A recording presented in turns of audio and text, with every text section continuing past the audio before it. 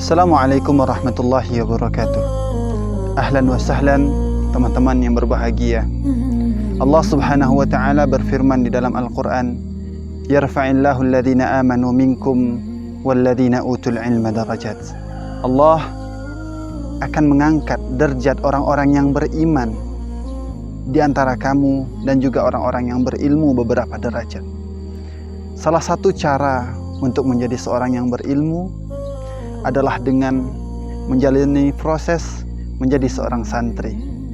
Di video kali ini kita akan mendengarkan sebuah cerita yang barangkali bisa memotivasi kita, memotivasi generasi-generasi Islam yang barangkali anti sekali dengan santri.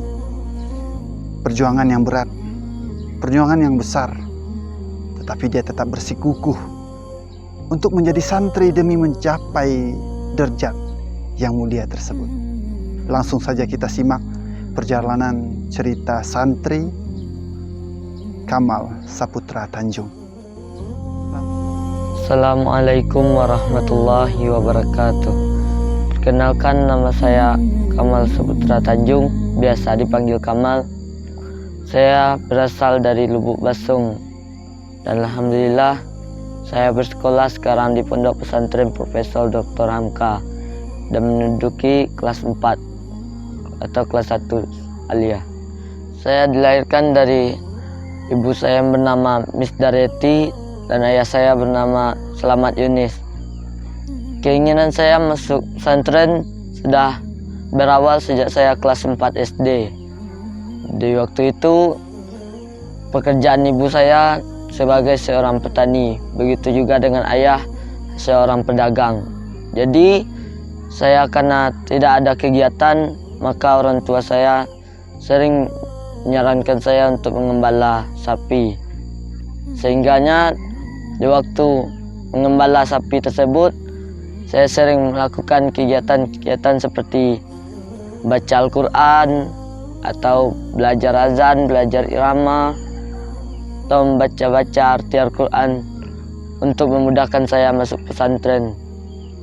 Jadi keinginan saya untuk masuk pesantren itu sudah mulai atau sudah berawal sejak saya kelas 4 SD.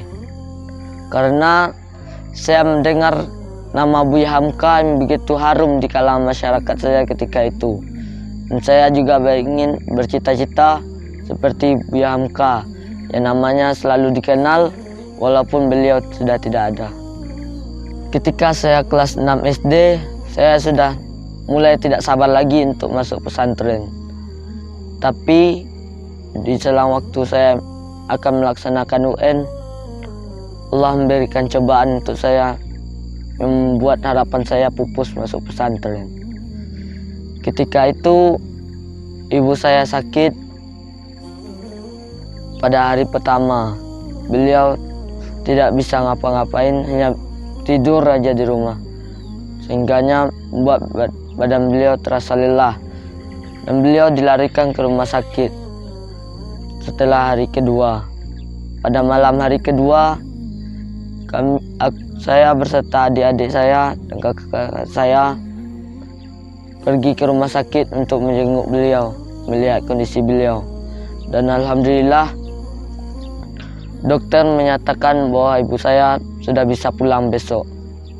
Akan tetapi Allah berkata lain. Allah justru mengambil orang tua saya ketika pagi hari ketiga. Kala itu, pagi hari itu, ibu saya mulai panas tinggi yang membuat badannya menjadi merah, lalu dilarikan ke UGD rumah sakit. Dan ternyata beliau sudah pergi menemui Allah terlebih dahulu.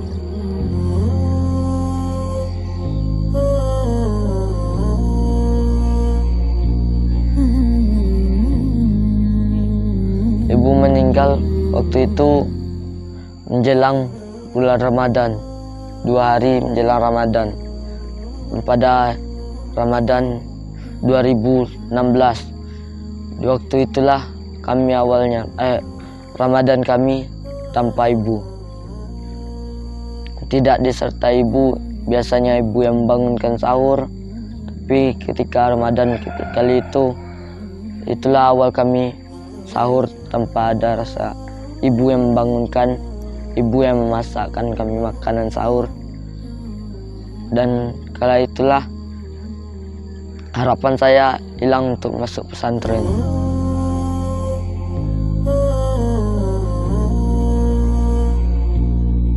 Setelah ibu saya meninggal, saya merasa hilang harapan untuk masuk pesantren. Saya mau tidak mau harus menemani ayah saya dan menggantikan posisi ibu saya yang sudah tiada. Tetapi rupanya Allah memberikan keteguhan yang lebih kuat daripada yang saya bayangkan pada ayah saya.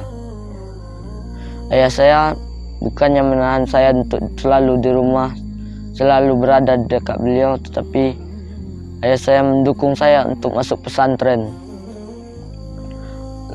Karena dukungan beliau itulah semangat saya timbul kembali. Bahkan saya lebih menginginkan masuk pesantren saja dibandingkan di rumah menemani ayah saya. Setelah berlalu beberapa lama, tibalah masanya saya untuk diantarkan ke pesantren. Dan pada hari itu juga saya hidup di asrama, memulai hidup baru. Dan mau tidak mau ayah saya harus pulang untuk melanjutkan jalannya, mencari nafkah, menghidupi keluarga saya di rumah. Dan saya di sini memulai kehidupan baru saya menjadi seorang santri.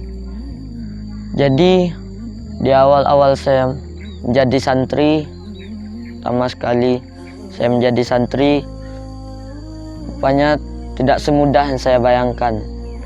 Saya kira hanya belajar, setelah itu tidur, istirahat, dan belajar lagi esoknya, dan tidur lagi. Kan tetapi menjadi santri itu rupanya butuh perjuangan, karena banyak godaan-godaan yang dilalui ketika menjadi seorang santri, yang membuat keinginan saya menjadi santri itu tidak betah lagi, dan saya ingin pulang. Kan tetapi di waktu masa orientasi santri, kami dimotivasi, diberikan pengarahan-pengarahan, diberikan petunjuk bahwasanya menjadi seorang santri itu sangatlah mulia. Dan alhamdulillah sekarang saya sudah menduduki kelas 4 atau kelas 1 aliyah. Tapi saya mengalami kegalauan atau kepiluan hati yang ingin merasakan kebebasan hidup di luar, yang ingin tidak terikat dengan peraturan-peraturan, yang ingin bebas, ingin bermain, ingin melakukan sesuatu tanpa ada batasan. Tapi saya teringat lagi dengan orang tua saya. Saya harus mendoakan ibu semoga selalu berada di sisi Allah. Saya harus mendoakan ayah, keluarga saya selalu sehat dan selalu dijaga Allah. Akhirnya saya memutuskan untuk selalu melanjutkan sekolah dan pendidikan saya. Begitu banyak halangan saya yang membuat saya untuk berhenti sekolah. Kan tetapi karena teringatnya kepada keluarga saya akhirnya memutuskan untuk lanjut bersekolah dan tidak mementingkan kebebasan lagi. Jadi pesan saya untuk teman-teman saya yang di luar yang belum terikat atau belum terpikat hatinya untuk menjadi santri, marilah kita sama-sama mengingat lagi firman Allah, bahwasanya Allah telah berjanji dalam Al-Quran akan meninggikan derajat orang-orang yang beriman dan berilmu. Salah satu cara kita menjadi orang yang berilmu yaitu dengan cara kita menjadi santri di pondok pesantren. Dengan menjadi santrilah, ilmu-ilmu yang kita dapatkan itu insya Allah akan berguna baik di dunia maupun di akhirat. Oleh karena itu marilah kita menjadi santri. Janganlah takut untuk menjadi santri. Jangan malu menjadi santri tersebut.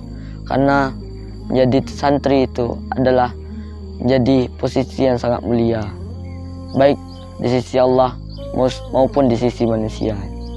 Sekian dari saya.